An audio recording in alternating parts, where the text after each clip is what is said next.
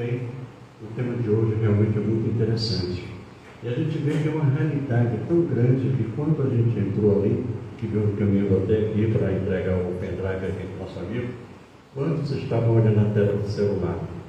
Quantos estavam aqui, de alguma forma, observando, vendo? E isso é o nosso mundo hoje, a nossa atualidade hoje é o celular. Interessante que quando a gente sai de casa sem um relógio no braço, a gente sentiu uma falta de alguma coisa me faltando. Hoje a gente pode sair sem bolsa, sem relógio, né? Até sem o carro, esquecendo, mas se não tiver o celular, falta alguma coisa. E quantas pessoas não voltam? Poxa, eu não posso sair sem o celular. A gente se tornou, né, escravo, no bom sentido, do celular. Então, esse tema despertou a procura de um tema para levar uma casa espírita. Porque eu gosto quando a casa convida e dá o tema. Mas quando não dá o tema, aí pronto, você fica, poxa, se eu conseguir um tema que tenha sido da semana passada, lá na própria casa, vai repetir.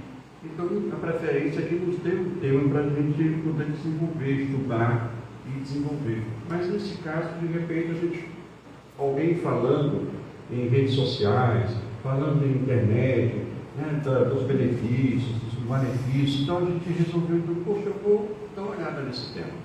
E a gente olhou o tema, o objetivo da doutrina espírita e do nosso progresso espiritual.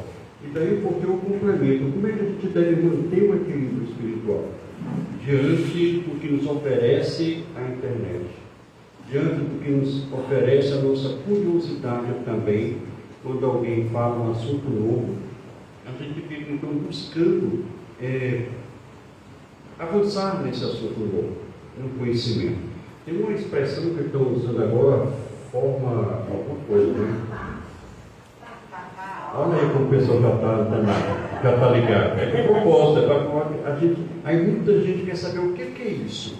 Então a gente também vai buscar o que é isso. Mas a palestra estava feita já há 15 dias, então não pude incluir esse tema. E até hoje a gente não incluir para não perdermos o nosso equilíbrio espiritual, que realmente nos leva a isso. Bem, a gente, para entender, a gente tem que buscar compreender, como a gente colocou ali, que o mundo hoje está hiperconectado, né? Todo mundo conectado, e hiper quer dizer bem avançado, bem realmente ligado a essa conectividade com a internet. Porque em toda a dimensão da vida, né? Quer seja no trabalho, quer seja no lazer, nas relações sociais, saúde, tudo depende dessas conexões, que são constantes na nossa vida, né? Então, são bilhões de pessoas acessando a internet, gerando volumes imensos de dados diariamente, o tempo todo. E a gente vai se surpreender quando a gente mostrar para vocês o que é que resulta desses bilhões de pessoas conectadas, né? Essa hiperconexão traz conveniência e acesso ilimitado à informação, mas também sobrecarrega cognitiva e impactos na nossa saúde mental. Antecipando, quem fica olhando o Instagram, quem fica olhando o Facebook, hoje o Facebook parece que está menos, né, visitado, mas o Instagram, e ficam pessoas olhando e comparando a sua vida com a vida que está sendo mostrada ali. Pessoas que vão, e você percebe, antes da IA a gente já percebia, agora ficou mais difícil de perceber, pessoas que de repente colocam que estão no restaurante, tiram fotografia do que é servido, o que está na sua mesa, de um vinho caro, de um prato caro, e fica ali mostrando algo que talvez seja um sonho. Eu coloquei isso aí mais adiante. Aí a pessoa olha e fica, poxa, e compara com o que tem em casa. Então lá atrás, quando começaram, né, a fazer isso, lógico que colega de trabalho não tem intimidade para fazer isso, mas eles colocaram a família dele, um prato ali, todo lagosta, não sei o que e tal, e postou. Aí, em resposta, só para ele, eu coloquei um prato vazio e tirei a foto, está aqui o meu. Para mostrar, talvez sensibilizar, né, que ele tivesse um pouquinho de, pensasse um pouquinho naquilo. Uma resposta bem suave, né? E de repente a gente vê como as pessoas fazem, tem outros que ficam com inveja, tem outros que ficam olhando, poxa, compara a minha vida, por que eu não tenho e ele tem? e começa então a surgir aquelas nossas imperfeições. E muita gente se incomoda muito com isso. Então, o que é que significa a hiperconectividade? O acesso contínuo e simultâneo a múltiplas ferramentas digitais, smartphone, redes sociais, e-mails, mensageiros, streaming, assistentes virtuais, etc. Aí na escala global, existem hoje 5,1 bilhões de usuários de celulares. Poxa, aqui são 5 bilhões, imagina. E 5,35 bilhões de pessoas conectadas à internet, o que representa quase 70% da população mundial. Hoje você vê, né, interessante, pessoas que a sociedade exclui e que não está excluindo mais como antes, mas você vê os garis. Quando você imaginar que o gari teria um celular, eles têm. Hoje em dia eu me deparei, né, no presente, pessoas que pedem e que você diz, não tenho, mas eu tenho aqui a maquininha, mas eu tenho um celular. Tem um celular, para quê? Para receber o Pix, para pedir. Então você hoje fica numa situação que não pode dizer, mas eu não tenho no local, eu não tenho isso, porque eles já têm. Vê como é que está. Então, é verdade que 70% da população mundial tem um celular. Bem, seguindo, volume de dados. Estima-se que sejam gerados 12,2 milhões de terabytes por dia, equivalentes a 4 quinquilhões de páginas A4. Veja só que a gente pesquisou e o que é a informação que nós conseguimos na internet. Se a gente colocar a folha de papel A4 em fila, representa 21 bilhões de voltas na Terra. 21 bilhões de voltas na Terra. É papel pra caramba, não é? Mais 2,2 bilhões de viagens até a Lua. Vai e volta. E para o Sol? 5,6 milhões de viagens até o Sol. Aí meu filho diz, não ia para o Sol, mas por quê? Porque queimava combustível antes de chegar lá. Então, mas é impressionante a quantidade que a gente gasta. Simplesmente pegar um celular e a gente está participando dessa viagem, dessa distância, desse consumo. Seguindo, como isso se manifesta no nosso cotidiano, no nosso dia a dia? Estudos mostram que os brasileiros passam 91 horas por semana online, o que representa 41 anos de vida conectados. É impressionante a gente olha, será que isso é verdade mesmo? Mas são dados, né, que são pesquisas feitas por estudos sérios e que dão essa informação.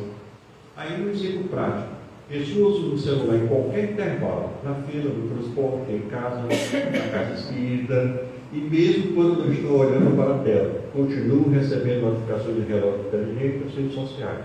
Se a gente não colocar no mudo, vai chegar uma notificação. Está no mudo, está no silencioso, mas está chegando. A gente está participando ainda, a não ser que desligue. Dizem alguns cientistas que mesmo desligado, eles estão informando o local onde nós estamos, embora a gente tire do localizador. Mas tem um mecanismo nos celulares que mesmo assim ficam informando. Multitarefa digital. É comum trabalhar, ouvir música, responder mensagem, rolar redes sociais, tudo ao mesmo tempo. A gente consegue fazer tudo ao mesmo tempo. Aí a gente compara com aqueles humoristas que dizem que quem trabalha e faz tudo ao mesmo tempo é a dona de casa. Quando o menino lavar a roupa, lava a louça, faz o almoço, faz o jantar, então ela faz tudo ao mesmo tempo. Então a gente aprendeu a fazer com o celular, a mesma coisa. Benefícios dessa hiperconectividade. Lógico que tem os benefícios, com certeza. Acesso imediato a informações e serviços. Saúde digital. Hoje você faz consultas médicas pelo celular, online. Não é? Só pelo Instagram, vários médicos oferecendo, psicólogos, terapeutas, médicos de clínica geral, outras especialidades. Lógico que um caso mais sério tem sempre um convite para fazer uma consulta presencial. Facilidade no lazer. Se vai assistir filme, música, jogos. Esses jogos, a gente vai entender aquele cotidiano também, né? Aqueles jogos, as bags, e que levam, que começa simples, com a brincadeira, com curiosidade, daqui a pouco você vai ganhando, para depois sair perdendo. Quantas famílias destruídas por conta de dívida de jogo? Dizem que o jogador brasileiro quis bater o pênalti, porque se ele batesse o pênalti, a Bet ia perder muito, né? Porque muitos apostaram que quem ia fazer o gol, o primeiro gol. É o que rola na internet, para vocês verem o que diz a internet, se é verdade ou não, cabe a cada um. Por isso que ele tirou a bola para o outro, fazer o gol que o outro não fez. Bem, ferramentas práticas: inteligência artificial, automação de tarefas, comunicação instantânea. Essas ferramentas práticas. Segurança em emergências. Celulares são vitais em desastres e situações críticas. Aí a gente lembra assim, vitais em desastres e situações críticas. Vamos levar para o lado também, que a gente tem muita crítica a fazer. Se alguém sofre um acidente de carro na rua, o que é que você vê? O pessoal só correndo ou o pessoal filmando? Para postar na rede social. Agora, sabe o que é que tem por trás disso também? Algumas emissoras pagam para quem filmar, fotografar e mandar primeiro para elas darem notícia em primeira mão. Então a gente vê que por trás tem um comércio. E isso é verdade. Se você vê um acidente, alguém foi morto, assassinado, você chegar e fotografar, filmar e mandar para ele, você vai receber uma graninha. Por incrível que pareça, existe isso. É o que a internet faz. Desafios e risco. Saúde mental. Aumenta a ansiedade, o estresse, insatisfação pela comparação social nas redes, aquilo que a gente falou. Um posta, o outro fica com ciúme, o outro fica com inveja. O outro fica duvidando porque Deus não olha para mim, só olha para ele. Ah, porque ele tem, porque eu não tenho. Começam as comparações. E começa a frustração interior. Então daí vem esse estresse, a insatisfação pela comparação, por tudo. Sobrecarga cognitiva, excesso de notificações e informações fragmenta a atenção. Você não consegue se concentrar naquilo que você estava fazendo ou uma só informação que você recebe. Se você não desativar as notificações, fica cheio de notificações e você fica querendo ver tudo ao mesmo tempo, qual é o mais importante e tal, e você não consegue se desligar e esquece o que estava fazendo. É verdade ou não é? Muitas vezes a gente fica tão... Não, mas é só para ver isso aqui. E de repente, só isso aqui é meia hora, uma hora, e o tempo vai passando. Superficialidade das interações. Substituição de conversas profundas por contatos digitais rápidos. Vamos incluir aqui. Se algum parente faz aniversário, um amigo, como nós fazíamos antes? Telefonávamos, falávamos ou iríamos na casa da pessoa. Hoje, WhatsApp, parabéns, felicidade. Não telefonamos mais, não vamos mais visitar. A gente manda um presente até pelo WhatsApp, não, fotografia, dá uma caixinha de presente, toda embalada bonitinha. A gente manda um bolinho, né? Manda aí alguém cantando parabéns e tal, mas ficou assim. Quem tem grupo de amigos, quando um faz aniversário, todo mundo manda parabéns. E será que alguém liga para falar com aquele amigo? Eu ligo. Raros que ligam. Raros ligam. Vou fazer aniversário, vou ver quem vai ligar para mim. Bolhas de filtro. Logo se diz daquele religioso e tal, e começa a falar da sua religião e começa de repente, de uma forma tão suave, a criticar o outro. Ou aquele que chega e fica voltando diversas religiões, mas que todas estão erradas e que a dele é a certa. E aí começa a briga, aí começam as respostas, começam os comentários. E as pessoas que estão comentando começam a atingir e agredir o outro que comentou algo também do contrário. E ali se estende. Antes eu tinha uma brincadeira lá em casa de ficar com o controle remoto, né, que as mulheres dizem que os maridos pegam o controle e ficam tirando da novela, ficam tirando outras coisas e tal, não sei o que, e nunca volta o que ela quer ver. Então de repente eu ficava passeando. Lógico, eu tinha que pesquisar para fazer palestra, desculpa. Aí ficava ali passeando e parava naqueles canais, logicamente, de igreja evangélica, a gente não está criticando, a gente está falando da realidade. Então você olhava e parava. Aí eu olhava assim, puxa vida, uma vez, duas situações que eu vi. Um monte de vassoura assim, né? Alto mesmo, assim, cheio de vassoura. Aquela vassoura, a curiosidade me fez parar. Poxa, o pastor estava dizendo que aquela vassoura era para varrer o inimigo da sua casa. Preço da vassoura. Você não vai acreditar em mim? R$500. Outra situação, eu vi um arco bem grande. No corredor principal tinha um arco enorme. Um arco para os empresários passarem e ter sucesso nas suas empresas. Para eu ganhar muito, ter muito dinheiro, muito lucro. O incrível que pareça, a fila era grande para passar pelo arco. Eles cobravam R$1.000 para passar, cada um por aquele arco. Então a gente veio e ficava imaginando, e ficava assim, eu não tenho coragem de falar isso, não. Mas é a realidade. E de outras coisas que você, puxa vida. Minha filha está aqui no tempo que ela estava estudando para uma vestibular, aí a gente ia buscar, subia no pé dela, lá no, sei lá, 10º andar, não me lembro mais, e do lado daquela igreja universal que tinha na Mário Belo. Foi destruída e fizeram outro maior.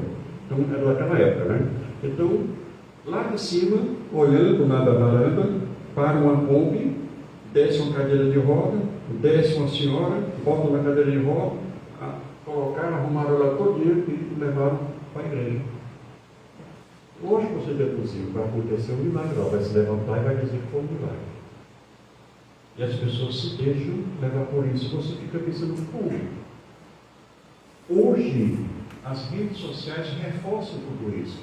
Então, nascem os debates, um falando a verdade, os outros, né, com aquelas narrativas, que é chamada agora de narrativas e tal, e dificultam o pensamento crítico. Porque aquele que fala a verdade, a gente vai ver mais adiante, é cancelado. É excluído. Então, nas redes sociais, a gente tem que ter muito cuidado para não ser. O que a gente falou até agora, informação, aspecto positivo, acesso rápido, negativo, sobrecarga e fake news. Trabalho, lado positivo, home office, produtividade. Negativo, dificuldade de desconectar, você fica preso, você não tem como largar o celular. Passar muito tempo sem pegar o celular, puxa, você fica nervoso, tem que pegar o celular, tem que ver, tem que atualizar. Relações sociais, comunicação instantânea, superficialidade e comparações. Saúde, positivo, telemedicina, aplicativos de bem-estar. Gera o quê? Negativo, ansiedade, estresse digital. Entretenimento, streaming, jogos, música, etc. Dependência e vício digital. Virou um vício. Já a Organização Mundial de Saúde já atestou que as pessoas que passam mais de 3 horas com o celular na mão virou um vício. E a gente pensa que vício é só outras coisas, são drogas mistas e lícitas. Mas, assim como o cafezinho, quem não deixa de tomar um cafezinho, quem sente falta de um cafezinho e não quer admitir que é um vício, aquilo que a gente não pode deixar de consumir é considerado também um vício. Bem, agora a pergunta, a reflexão, essa é para a gente pensar. Se os benfeitores espirituais puxassem hoje o histórico de navegação do nosso celular, o que eles diriam sobre a saúde da nossa alma? De repente eles estão aqui. Alguém duvido? Não. Se de repente olhar para o nosso celular, olhar o que é que a gente, o nosso histórico de navegação, será que, o que ele ia falar sobre a nossa saúde, a nossa alma? Como é que nós estamos? Muito condenado. Todos condenados. Sem exceção. Bem, vamos adiante. Na visão de Allan Kardec, lá na questão 780 de O Livro dos Espíritos, o progresso intelectual, tecnologia, algoritmo, vem primeiro. O progresso moral é o passo seguinte. Interessante é quando a gente, na pausa aqui, o progresso intelectual e o progresso moral. Emmanuel logicamente também corroborando com o ensinamento, né, que traz Allan Kardec para todos nós, fala que nós temos uma encarnação e que se a gente progredir o lado do conhecimento, que é chamado de científico, uma outra encarnação a gente vem para desenvolver, progredir o lado moral. Porque não pode haver desequilíbrio. Então a gente pensa daquelas pessoas que se dedicaram muito ao lado científico, em geral, e que perderam a humanidade, perderam a questão moral, o senso moral, uma outra encarnação vai cessar. Ele vai voltar numa situação que tem que desenvolver o lado moral, o lado humano, para haver o equilíbrio. Então é o que Allan Kardec ensina para a gente isso. Vem primeiro intelectual, depois moral. Então a internet testa a nossa capacidade de usar uma inteligência gigante com uma moral ainda em desenvolvimento. Por que ele está falando moral em desenvolvimento? É o nosso progresso que está em desenvolvimento. Estamos progredindo a cada ação que a gente faz. Cada dia é um dia de oportunidade de progresso no campo moral, como também o é um campo científico de aprendizado, de conhecimento. Mas o que adianta, resumindo, tanto conhecimento científico, saber tanto não aplicar para o bem, e não aplicar pensando no próximo. Mas muitos pensam em si mesmo. Ah, porque tal profissão é que dá mais dinheiro. Ah, mas tem que arranjar tal ocupação que nos dê a satisfação de ter os bens materiais. Aí a gente vê no Evangelho. Não se pode servir a Deus e a mamão. Tem que ter o equilíbrio. Em tudo o equilíbrio da nossa vida. Vamos adiante. Pontos principais resumidos. Instruir e educar. Instruir é mais fácil, mas educar exige transformar sentimentos e paixões em virtudes. Processo que só o tempo e as experiências dolorosas conseguem despertar. Puxa vida, por que essa questão de instruir, né, da gente mudar os sentimentos, paixões, por que são dolorosas? Porque é difícil da gente largar aquilo que a gente traz de pretéritas encarnações. Poxa, quanto tempo faz que nós existimos? Não sabemos. Quantas existências nós já passamos, já tivemos? Não sabemos. Por isso que essa de hoje é a mais importante. Porque nós estamos tendo conhecimento à luz da doutrina espírita de onde a gente veio. E o que é que nós estamos fazendo aqui? Para onde nós queremos ir? Nós sabemos, nós queremos um lugar feliz. Nós queremos a felicidade. E almejamos isso e desejamos isso todo instante. Mas é como alguém que quer viajar de avião, eu quero viajar, eu quero ir para a Europa, eu quero ir para outro lugar, eu quero ir para o Rio Grande do Sul, eu quero... Mas você tem que comprar passagem. Não adianta você ir para o aeroporto e ficar dizendo eu quero ir sem a passagem. E a passagem é o nosso esforço de cada dia. Então por isso que é difícil largar um vício. Ah, mas se eu não posso... Meu amigo, se não tiver feijão para mim eu não sei.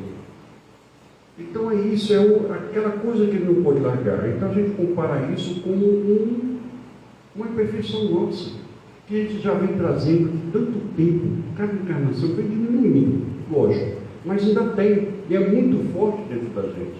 Então, para a gente, por que fala reforma íntima, um homem novo? É tudo bonito de falar.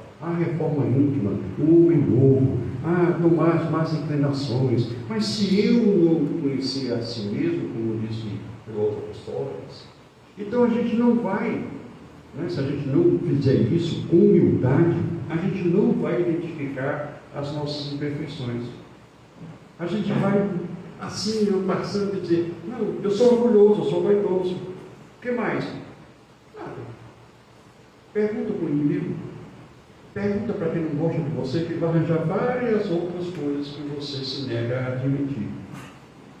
Por isso que eles falam sem ter nenhuma preocupação de nos ferir, mas queria mostrar realmente a nossa realidade. Então é difícil a gente falar, poxa, aquela pessoa é dependente de droga. Para estar no lugar dele é difícil ele largar. Por isso que tratamento, por isso que internamento, por isso que é muito esforço. Tem aqueles que passam a existência toda, vão para o mundo espiritual, chega lá, continuam o tratamento se eles quiserem, não é obrigado. Nós sabemos disso.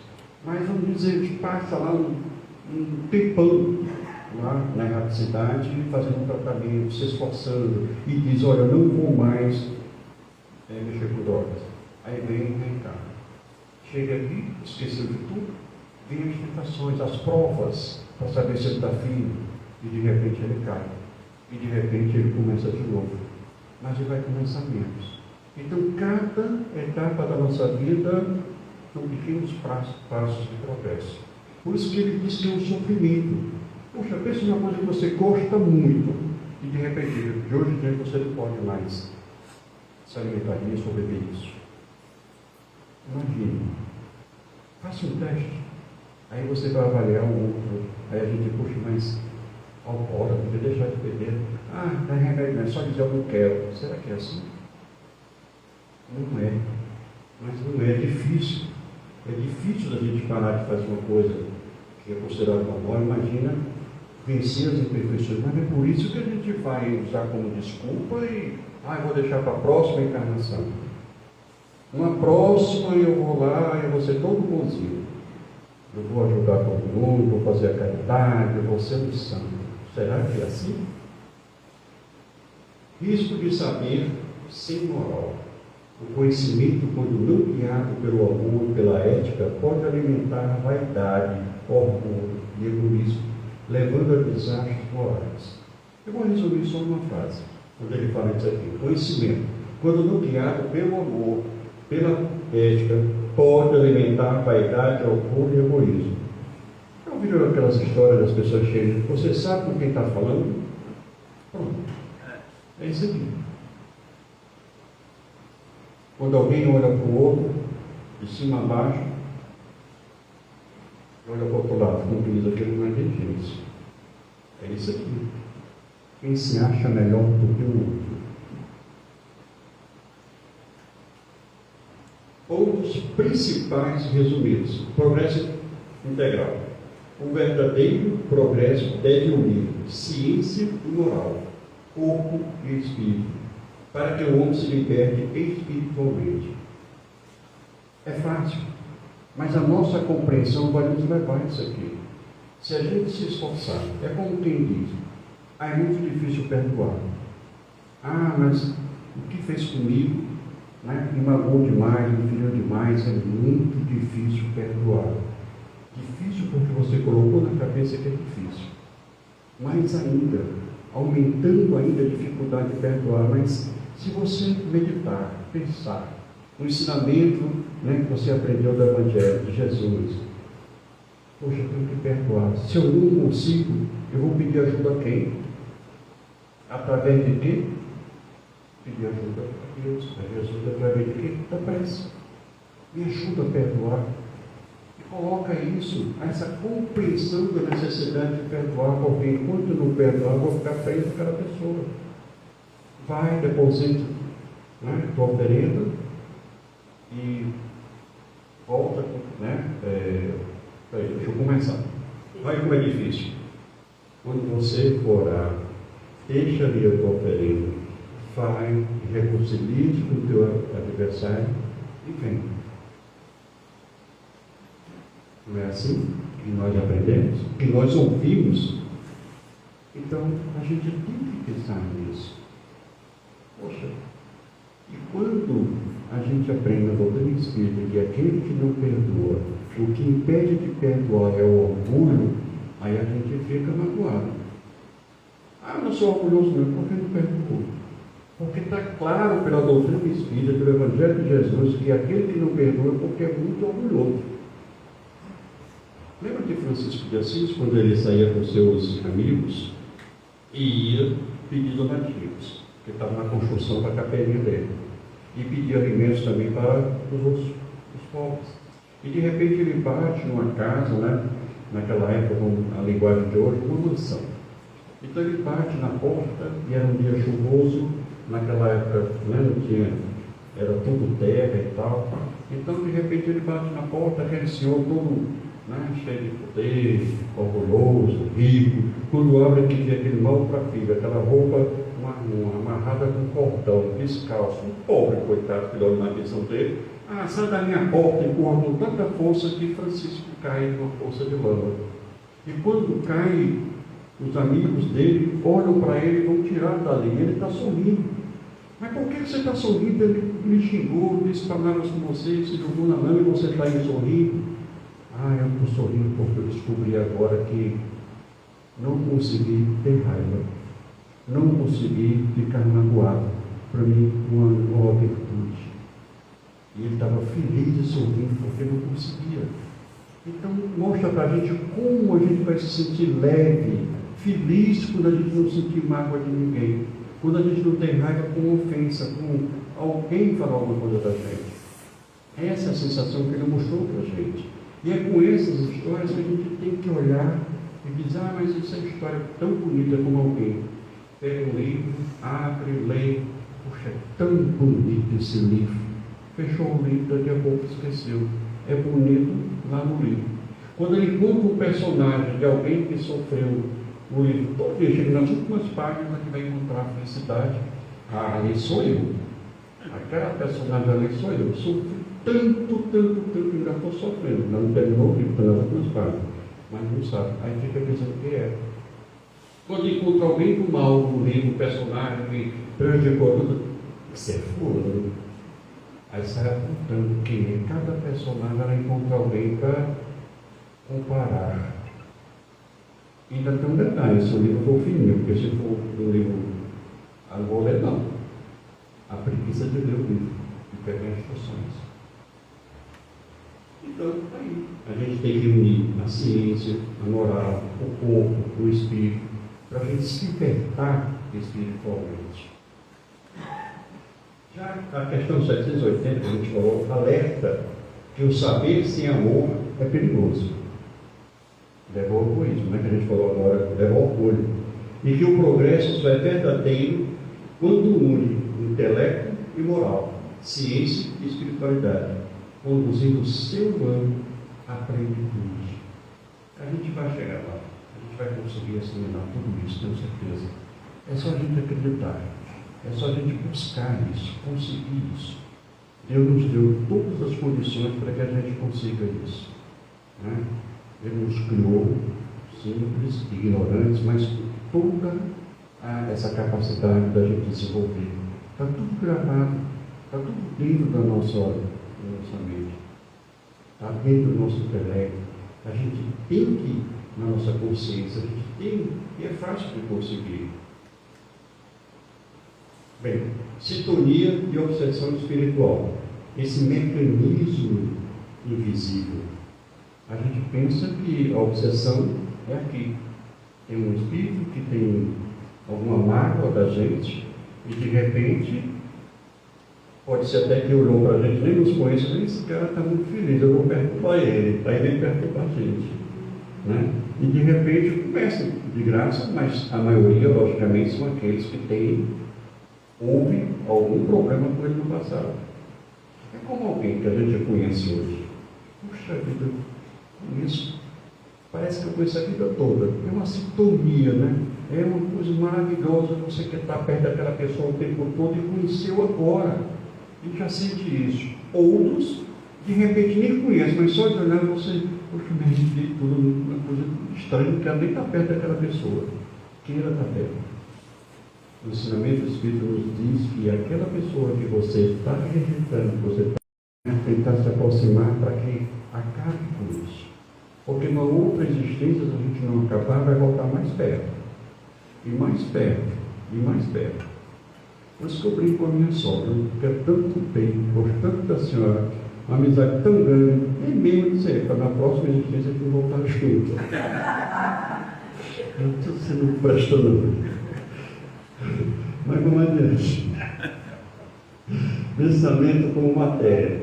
Lá no capítulo 14 da Gênesis. Os fluidos, quando navegamos, é sobre os fluidos, quando navegamos não estamos sozinhos. O pensamento emite fluidos. O livro de Martins Peralva, Estudando a Mediunidade, fala sobre o nosso pensamento. Ele diz que tem cor e tem movimento, tem direção. Quando você pensa em alguém, você não está visualizando alguém, tem a imagem.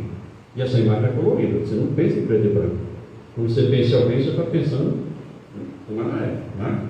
Então, e se você pensar, poxa vida, eu não gosto daquela pessoa, e pensar assim, pô, eu quero que ela seja recuperada, o que é que você vê na sua mente? Você vai ver aquela pessoa, vai ver um caminhão passando por cima. Quando você tem ódio e deseja mal alguém. Então, é a realidade do pensamento. Ninguém pensa mal do outro sem estar pensando numa desgraça que aconteça com o outro, não. Vamos ser sinceros. Ah, Deus está vendo, o que é que Deus está vendo? Está condenando para o inferno, né? Quem acredita no inferno ou com o brau, não sei o que. É ou não é? É. Se a gente está pensando em alguém que está com dificuldade, está pedindo a Deus que o abençoe, então você está imaginando ele recebendo uma bênção, ele sendo curado, ele melhorando, ele bem, ele feliz. Então, somos nós. É o nosso pensamento que emite o nosso amor ou emite o nosso desgostar. É o que ele explica aqui nessa questão, na Gênesis. O celular funciona como um espelho da nossa mente. Ele reflete o que buscamos e nos conecta a quem pensa igual. E quem procura no celular alguém que pense diferente da gente, a não ser que a gente queira criticar, a não ser que a gente queira contestar ou mostrar um conhecimento maior, que ele não é verdade. Então, esse algoritmo espiritual, o algoritmo das redes sociais entrega mais daquilo que você clica. Se você estiver em casa e de repente você pensar no objeto dedicado, eu quero comprar uma geladeira, consulta só uma vez uma geladeira. Você vai se arrepender o dia todo porque vai chegar um rolo de notificação de propaganda de geladeira. O algoritmo, ele está vendo que você está consultando. Então ele vai trazer informações que você consultou. Se você consultar alguma coisa, ele vai mostrar outras coisas para você. Aquilo que você pensou, aquilo que você consultou. Então, vamos lá. O pensamento como matéria. No mundo espiritual, a lei de afinidade funciona exatamente assim. Uma estação de rádio. Se eu coloco a minha estação para ouvir música clássica, eu vou ouvir música clássica. Se eu colocar para ouvir um funk daqueles funk pesadão, eu vou ouvir. E quem foi a escolha de ouvir? Minha. Eu busquei. Então, se passarmos horas construindo fofocas, polêmicas, pornografia, etc., criamos uma senha de acesso para desencarnados inferiores. Então, eles veem aqueles que você sintonizar com fofoca, com essas coisas, volta lá de novo, vai para lá e fica com nós somos tentados, mesmo sendo celular. Então, até mesmo utilizando as redes sociais, eles estão realmente acompanhando o progresso. Nós cairemos nisso. Então, esse processo obsessivo na era digital raramente é violento de início, ele é sutil, como é sutil na nossa vida. Não são os tipos de obsessões? Vem aquela sutil, né? E chega até aquela que nos domina totalmente, aqueles que se deixam.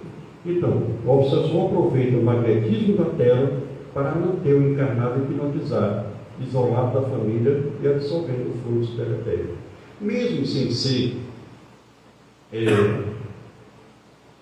nesse assunto de olhar algo que nos ligue a obsessores. As pessoas passam tanto tempo no celular que se isolam da família. Chega em casa, de repente, chegou e tal, pega o celular e fica. O tempo todo. Liga a TV, fica olhando, não pode passar novela, pode passar um filme, mas está lá no celular.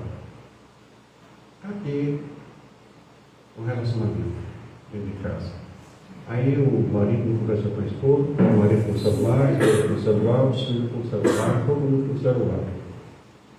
Eu lembro uma vez que, já falei aqui, né, socialistas, que essa veinha simplificar. Então, de repente, tinha uma mora do lado, agora ela está morando lá na área da cidade, e a gente estava num restaurante. E a gente ali, alegre, uma visita dela e tal, a família conversando daqui. E de repente a gente olha para uma outra mesa, está a família também, mas todo mundo com o celular na mão e aquela senhora já de idade, cabecinha branca, ali, olhando triste para a família e todo mundo no celular. Aí eu comecei a comentar, puxa vida, olha a situação, a gente aqui tudo conversando, brincando e tal, e olha lá aquela senhora, totalmente isolada, sozinha. Que reunião de família é essa? Aí foi passando o tempo e a gente não parava de olhar para aquilo. Sabe o que aconteceu? De repente aquela senhora abriu a bolsa, pegou o celular dela e ficou olhando. Esperou. Não deram atenção, ela foi pegar o celular dela também. Aí a gente começou a rir. Né?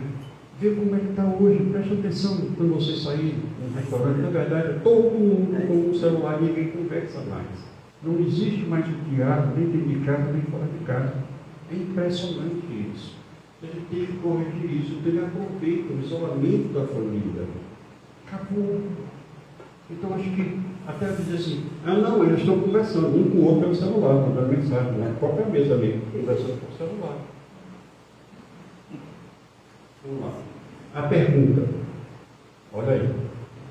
Quando você passa horas rolando a tela sem perceber o tempo passar, quem você acha que está sustentando e se alimentando desse torpor mental? A gente tem um monte de companhias invisíveis que estão ali acompanhando tudo que a gente está vendo e nos incentivando. Olha mais, isso aí é besteira, vai para aquilo lá, vai para esse, e fica incentivando e você nem percebe e vai ali e passa esse tempo todo sem dar atenção a ninguém e deixando até de fazer coisas que você teria que fazer. De repente, quando alguém chama a atenção, eita, eu me esqueci e tal. Então é muito sério, a gente tem que pensar, refletir muito nisso daí, tem que disciplinar, não é? O banquete dos mosquitos da abelha. Eu achei essa história interessante. Imagina um imenso jardim onde existem duas criaturas voando, a abelha e a mosca. Então, diz que no jardim tem flores belíssimas, mas também tem um canto com lixo acumulado. E a mosca passa por cima de rosas perfumadas, ignora o aroma e vai direto pousar no lixo. A abelha voa sobre o mesmo lixo, ignora os detritos e encontra a única flor nascendo na flecha de cimento para atrair o néctar.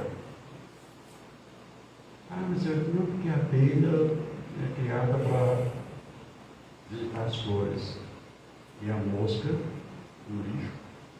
Aí vamos ver a explicação espírita. O filho da internet é esse jardim. O algoritmo entrega o que você procura, mas a escolha de onde pousar é só livre-arbítrio. Nós não somos a abelha, nem somos a mosca. Mas a gente tem o livre-arbítrio de parar onde a gente quer. Você vai parar na flor ou a gente vai parar lá no lixo? É uma reflexão para a gente.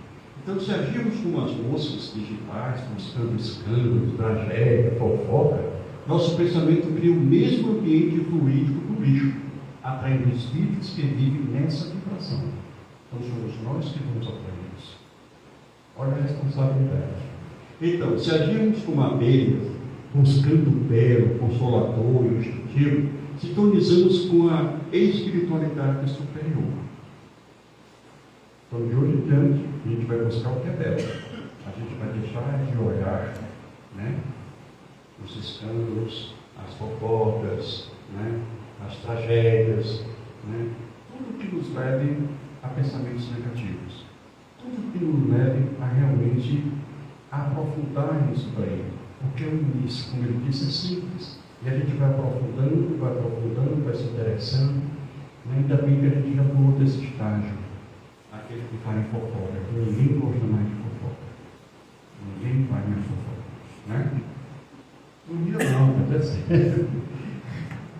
Quando a gente diz que hoje os homens estão mais fofoqueiros, né?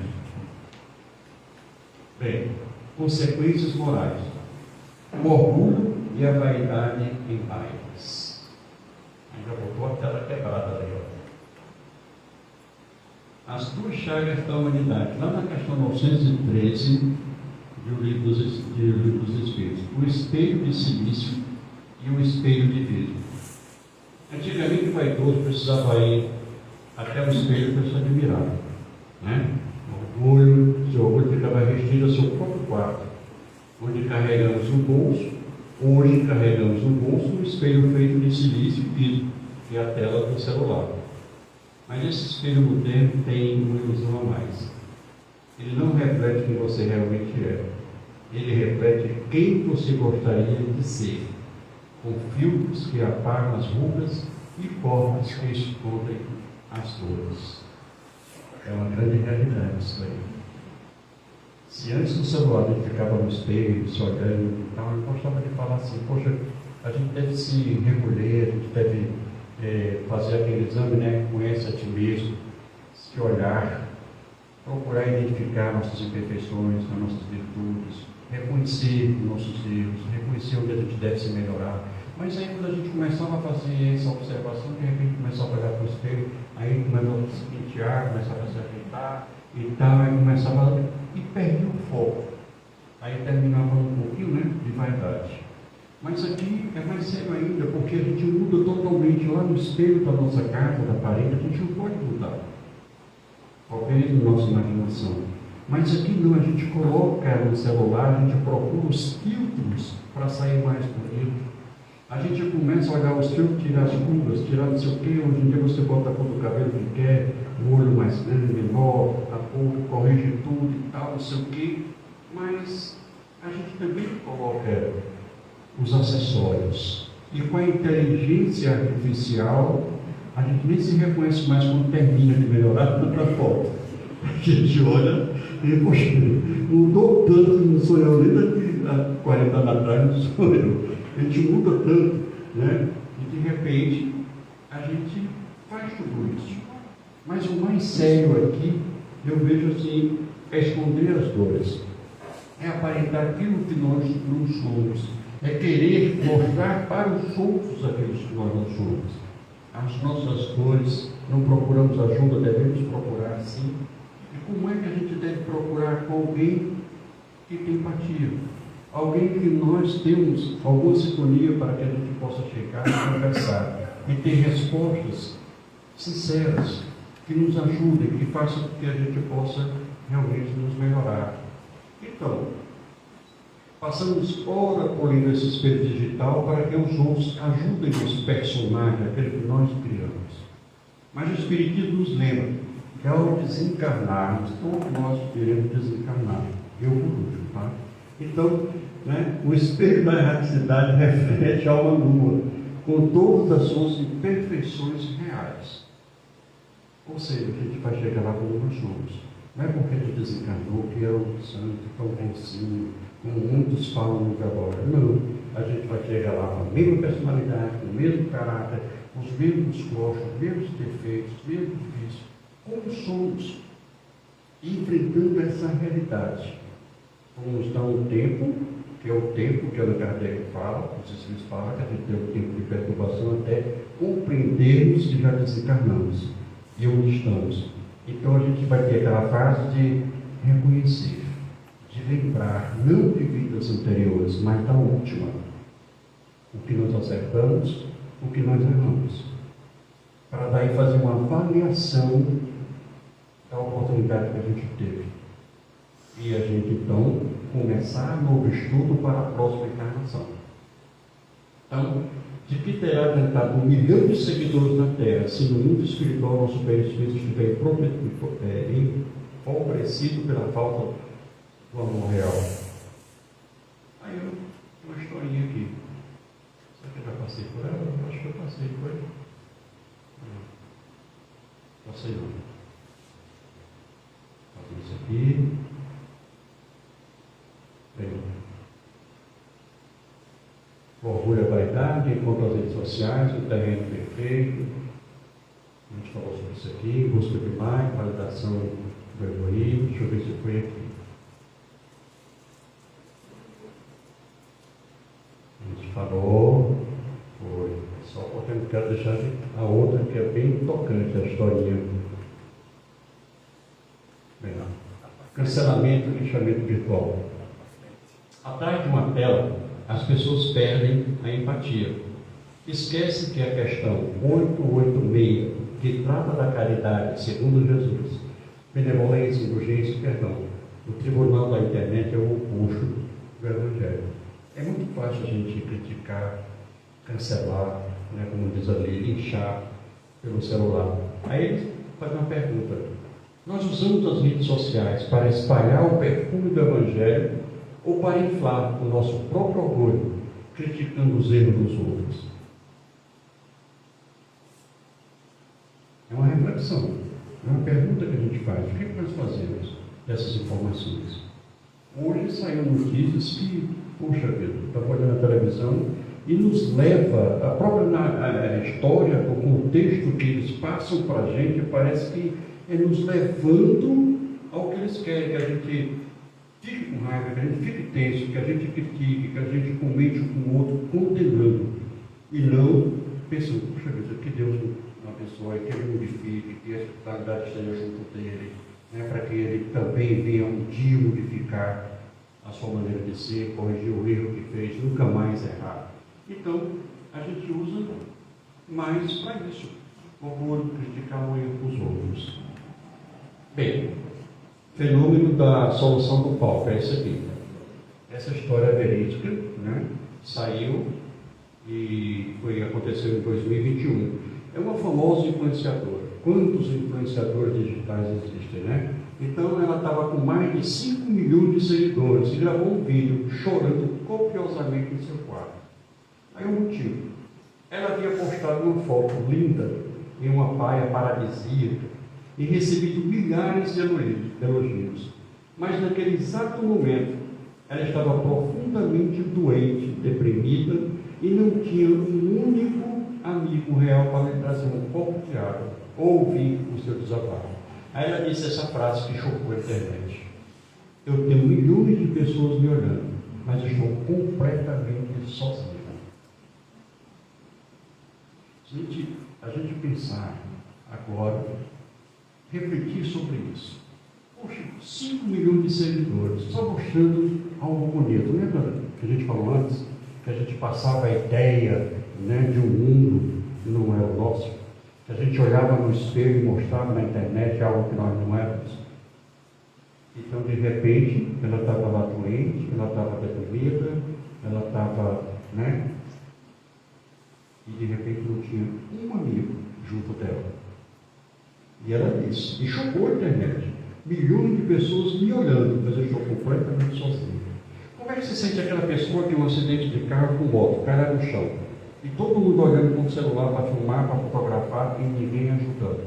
Que sensação deve ter aquela pessoa sentindo dor ali, e olhando e vendo só as pessoas filmarem, e ninguém socorrendo? Que sensação a gente tem quando nós estamos precisando de ajuda de alguém e ninguém liga para a gente? Quando a gente está passando por uma dificuldade tão grande, querendo um ombro amigo, uma mão amiga e não encontra. Porque quando, é uma frase que diz: se você quiser conhecer seus amigos, é quando você estiver com dificuldade. Aí você vai saber quem são os seus amigos. Quando você está na mudança, todo mundo é seu amigo. Quando você está bem, todo mundo é seu amigo. É a encarnação. Mas não alimenta o espírito mortal. A caridade começa por nós mesmos, na busca pelo autoconhecimento. Está na questão de 1919 do Livro dos Espíritos. E não pela aprovação alheia. Lembra alguma coisa do Evangelho? Está com uma mão que a outra não veja? Por que a caridade a gente tem que todo mundo saber que a gente faz? Então, é essa busca pelo autoconhecimento. É a caridade que a gente faz a nós mesmos conhecer, para poder termos condições de lidar com todas as dificuldades, com tudo que aparece em nossa vida. Vigiai e orai no bolso. Para aí, o celular serve para isso também. Vigiai e orai. Vigiar significa gerenciar o tempo de tela e selecionar o que se consome. Orar significa higienizar a mente após o uso. Filtro moral: aplicar as 3 peneiras de Sócrates. é verdade, constrói bem, é necessário. Se falta um desses três, um serviço digital é caridade. Vocês lembram dessa história, né?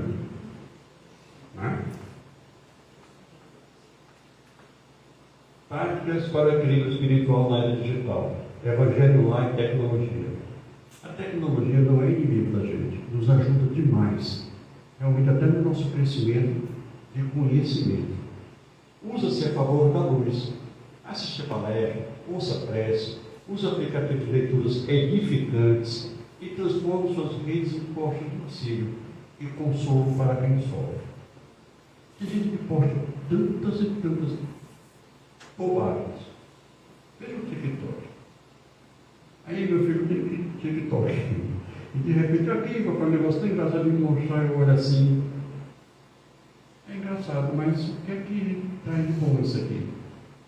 Não, mas tá certo. Aí eu passo a primeiro, mas pessoal, tem isso aqui, não tem mais nada de ficante, não. É só essas besteiras. É só estar carregando assim para aparecer, não sei o quê. Então, muda um pouquinho, não vai assistir. Tem 17 anos, vai. Poxa, a educação você já deu. Eu acredito que 99% ele assimilou. Mas ninguém pode impedir da gente olhar, que de repente a gente está olhando também. Para ser sincero, de repente a gente está olhando, está rindo, com as bobagens, com as brincadeiras. Vai ficar só naquilo. Por isso que a gente tem que usar também, né, para consolar, para assistir palestras, para que a gente possa crescer. Olha a pergunta que vem aí. Olha a reflexão. Se o Cristo entrasse hoje no seu grupo de WhatsApp ou no seu perfil de rede social, ele se sentiria confortável para permanecer ali com você? Eu tenho amigos que têm grupo de WhatsApp que não vale a pena nem a gente saber o que é. Olha ele olhando lá. Ele tem celular também. Então, olha o que a gente está fazendo, viu? Então, gente, é a era digital. É o mundo digital que nós estamos vivendo hoje. Um mundo que muitas vezes a gente pensa é um mundo perigoso. Perigoso para quem não tem a maturidade espiritual. Perigoso para aquele que ainda está inseguro contra aquilo que é, contra aquilo que quer ser. Aquele que pretende se modificar. Eu sei que muitas vezes nós somos levados pela curiosidade. Alguém fala, você já viu isso, você viu aquilo, então você de repente não quer ficar fora dos contextos, das conversas e vai olhar também. Então a gente vê um rapaz da academia, um exemplo, né? Todo mundo viu na televisão, no noticiário, né? O que ele fez lá no prédio dele. Né? Aí pronto. Agora tu não vai procurar na internet. Eu vou dizer logo para ninguém procurar. Uma senhora no prédio da casa dela tem uma academia, ela estava lá composta, toda vestida, numa esteira. Chegou um rapaz por trás e olhou e de repente cometeu um ato obsceno. Então, ela estava com o celular, que ela ficava filmando ela correndo na esteira e pegou pelos espelhos o que ele fez. Eles somos adultos, ele se machucou, olhando para a moça. Então, quando ela percebeu, ele correu, se escondeu, ela denunciou, o rapaz fugiu, a família ajudou, foram encontrar ele lá na Bahia, teve uma casa em construção, prender ele e está preso. Então você vê como é perigoso isso. Como é que as pessoas, de repente, são surpreendidas, o celular serviu para mostrar uma pessoa desequilibrada, né, emocionalmente, que são desequilíbrio, e que não tem condições mais de voltar para o prédio onde ele mora, lógico, uma mulher casada, o que é que o marido dela iria fazer? O que é que o marido iria fazer, sabendo disso, que o morador do prédio estava fazendo isso, olhando para sua esposa? Ele cometeu um crime, lógico, porque nós evoluímos ainda para olhar para tudo perdoa e tal, não sei o quê. Então é isso que rolando. E está na internet, se você for olhar os comentários, todos eles, condenação de cada sentença horrível. Bem, mas nós estamos buscando evoluir, conhecer para saber usar, preocupados com o nosso progresso moral, preocupados com o que nós passamos para o outro, preocupado com a nossa obrigação quanto cristão, quanto espírita, para que a gente possa crescer. Evitar a nós mesmos que nos cheguem e nos deixem levar nesse caminho que vem abalar a nossa conduta moral, para que a gente possa então transmitir também essa serenidade, esse equilíbrio para as pessoas que vivem o tempo todo olhando, comentando, passando, fazendo tudo que a gente mostrou aqui. E que a gente também tenha o equilíbrio de diminuir essa quantidade de uso, que diminua essa distância de ir lá voltas na Terra, via Lua, via o Sol, vamos diminuir, né? Vamos também, eu acho que o diálogo. Aí o pessoal lembra assim, puxa, naquele tempo o pessoal botava a cadeira na calçada, ficava conversando e tal. Existia a conversa familiar. Hoje em dia, sei que o progresso não deixa mais você botar a cadeira na calçada, leva uma cadeira, você nem percebe, né? E de repente cai no chão, poxa, eu vou parar minha cadeira. Mas hoje em dia, as famílias não conversam mais. Hoje em dia, o café da manhã, todo mundo tem pressa e não existe o café da manhã todo mundo junto. Não existe o almoço todo mundo junto. Não existe o jantar todo mundo junto. Né? Ainda bem que eu alcancei ainda a época de existir isso. Mas a gente compreende que o progresso, todo mundo tem hora, tem trabalho, tem alguma coisa para fazer. E não dá mais nem para ir almoçar em casa, tem que ser, né, nos serviços. A gente compreende, mas à noite todo mundo está em casa. Conversar, saber, os pais conversar com os filhos, saber como é que foi o dia dos filhos, né, de uma maneira não como antes da criação, não havia diálogo. Era não e não dizia o porquê ou não. Cala a boca, vai para o quarto, todo você não sabia nem pisando em ovos dentro de casa porque não sabia o que era o certo e o que era errado. Hoje não. É a política do diálogo, da conversa, sincera, honesta, pelo muito comum envolvido. Então, fica esse ensinamento para a gente. E o que a gente deseja agora é que Jesus nos abençoe. E Maria, rogai por nós. A inteligência artificial trouxe essa imagem para a gente, utilizada para o nosso bem, para que a gente possa olhar e ver Jesus sorrindo e Maria, que essa é Maria que foi escrita por Emmanuel a Chico, e Chico mostrando para um pintor, um desenhista. Só que a inteligência artificial eu mandei que ela sorrisse, que Jesus também sorrisse para gente. Mas a Maria está mais jovem que o filho. Rapaz, é porque ela realmente se apresenta assim. Se você procurar na internet, diz que até hoje ela mantém essa imagem no trabalho que ela faz, ainda hoje socorrendo todos aqueles que sofrem. Então ela tem diversas atividades no plano espiritual. E ela mantém, porque nós, quando desencarnamos, você vai voltar todo jovem, todo bonito. Né? Você vai formar a sua aparência, mais ainda. Né? Então, de repente, né, a gente volta com a aparência que a gente quer. Então, ela mantém, segundo você pesquisa na internet, ela mantém essa aparência. Então, eu coloquei para a gente, eu acredito que é assim que a gente deve olhar para ela. É assim que a gente deve olhar para Jesus também, não aquele crucificado, mas ele vivo, sorridente, confiando em cada um de nós, nos nossos esforços para a gente estar do lado dele, caminhando com ele, a um mundo feliz, a um mundo melhor. Então, que Deus nos abençoe e muita paz e progresso a todos nós.